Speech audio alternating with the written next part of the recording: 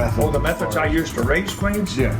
Well, one that I was reminded of, and I'd forgotten it, and that was one where I raised queens just the last batch I took off. In fact, they're right this weekend. I got almost 60 out of 60 out of that graft. You take your hive and you move your queen up above, okay? And basically all of the young brood up above, okay, with the queen.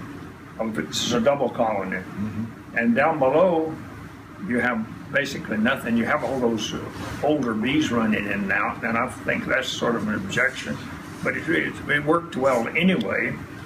And then what you do, you put your graft below, okay? And then you wait 2 days.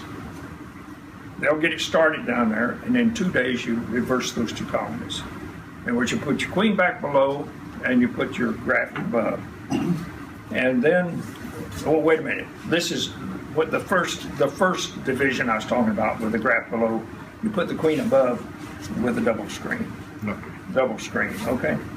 But then when you reverse them, you put the graft above and the queen below with a queen excluder in between.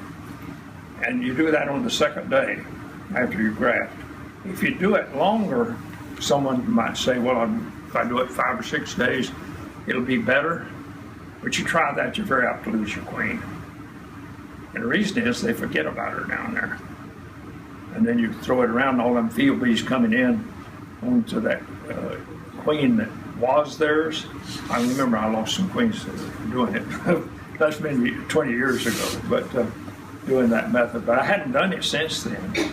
What I normally use to raise queens is I'll set up two things. I'll set up what I call my cell builder. And my cell builder is I take a frame of pollen and a frame of real young brood, and I put it in the hive above. And that's all the brood that's up there, okay? Down below, I have my queen and the rest of the brood. I may put some cap brood above or something, but not anything else. And then in the spring, in the early spring, I frequently will just put my graft right into that.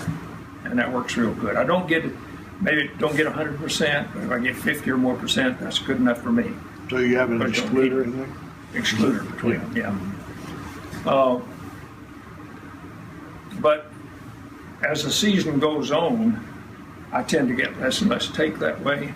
So what I do is I'll go to a hive that's very populous, and I'll take the young bees and shake them into a swarm box. And I'll put my graft in the swarm box for a day, and then put it into that arrangement that I just described in the top. And that way I get a good high percent take. You can see how much you get when you take it out of the swarm box. You can see how many they've started. I'll set up the cell builder. I'll set up the swarm box. And the swarm box, you only have to wait an hour or so. You can put your graft in, okay? And we put the graft in before I left, and then it's in the swarm box. Tomorrow, I'll move it into the cell builder.